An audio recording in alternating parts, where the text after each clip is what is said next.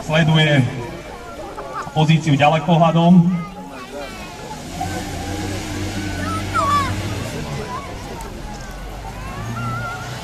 A badá, ako sa na priestor, v ktorom sa nachádzajú, približuje technika, vojenská technika spolu s modrým družstvom. Modré družstvo si nie je vedomé prítomnosti družstva červeného, ktoré ostáva v maximálnom utajení, nečinnosti a nepohyblivosti.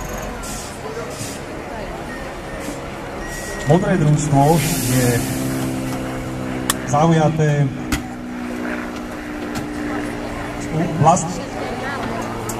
zaujaté vlastnou.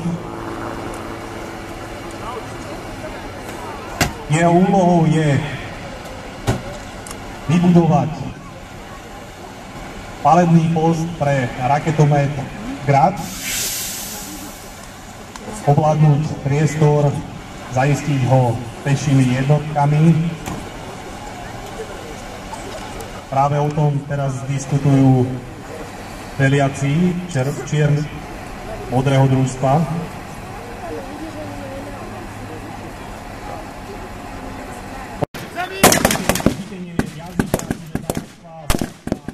Modrý, tento prehľad sa nie celkom vydarilo. Získať zajaca, naopak sa obojstranná prestrelka.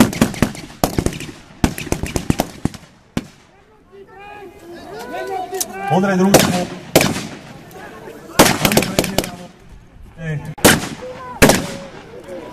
takže mohla slúžiť vojakému účelu, a to jednak krytiu vlastného postupu, že krytiu vlastného útoku voči brániacemu protivníkovi, v ofenzívnom prípade mohla umožniť aj vlastný ústup šestkrát.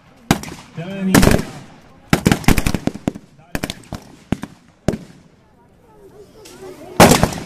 vytláčať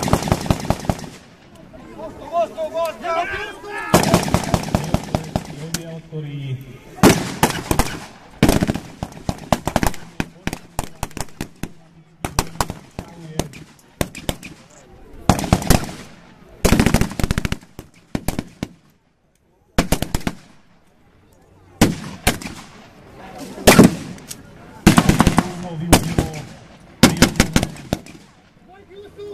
prekážky, ale aj svoju techniku, ktorá je v otvorenom teréne krytia.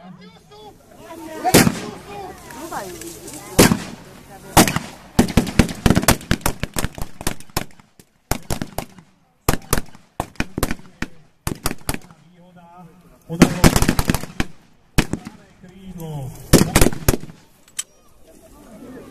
dozadu a odtlačiť ho od poškodenej delostreleckej techniky od raketometu Grad.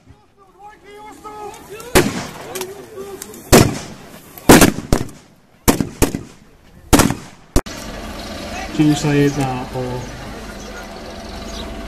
motocykle s postraným vozíkom, sidecarom značky Zundab alebo BMW a tiež nemecký štábny prieskumný spojovací automobil Kübelwagen typ 82.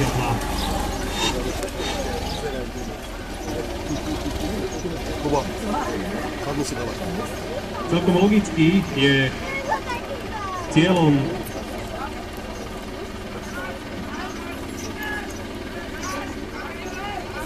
tohto paleočelného uskupenia nemeckej rannej moci preveriť situáciu v domoch stojacich pri ceste a prekontrolovať, či sa v ňom nachádzajú nepriateľskí vojaci, nadviazať kontakt s civilmi, prípadne vypočuť ich o pomeroch, potom či sa v blízkosti nevyskytla nepriateľská jednotka. Z jasných gest domáceho obyvateľstva možno usudzovať, že celkom držia stranu Červenej armáde. O prítomnosti, celkom nedávnej prítomnosti sovietských vojsk neboli Nemci informovaní. Na čelnom pancieri nemeckého spojovacieho veliteľského vozidla SDKFZ 223 sa odohráva krátka porada veliteľov. Musíme si uvedomiť, že sa jednalo o ustupujúcu jednotku, ktorá sa sem na boisko dostala z miesta predchádzajúcich bojov, ktoré sa odohrali viac na východ. V prípade, že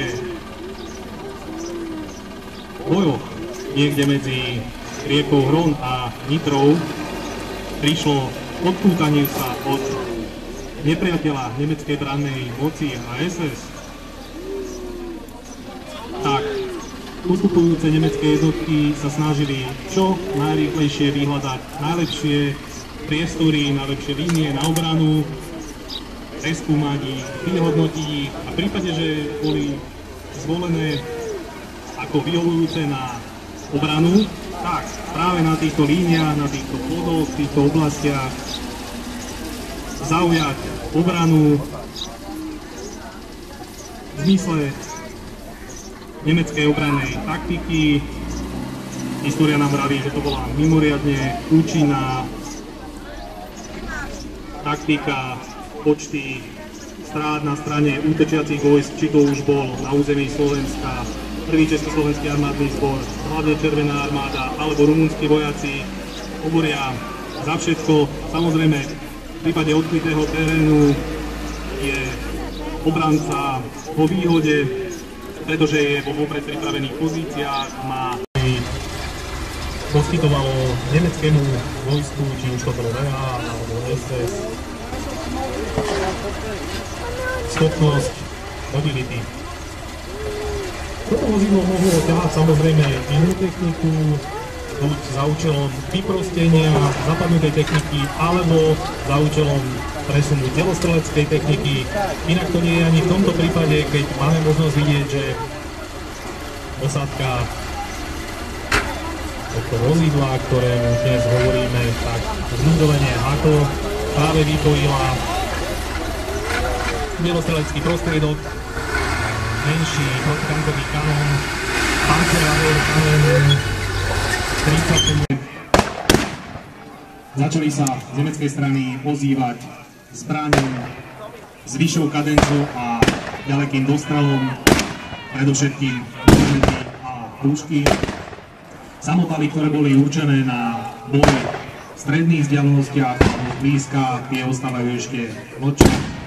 Sovietská jednotka je ešte dostatočnej vzdialenosti. Princípom takéhoto prieskumu bojom bolo za pomerne čo najmenších strát na strane Sovietov vyvolať palbu, bol to čiastočne seba ogotovací čin.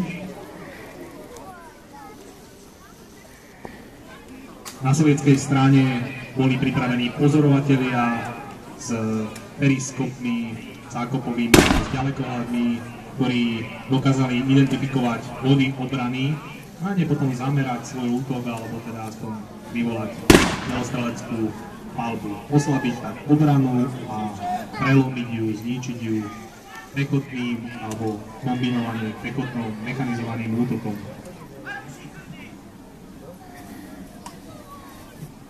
Na pravom krídle sme mali možnosť počuť výčitku veliaceho, aby neplitvali strelivom voči diálkemizujúcim Sovietom a aby neprezradzovali svoje postavenie.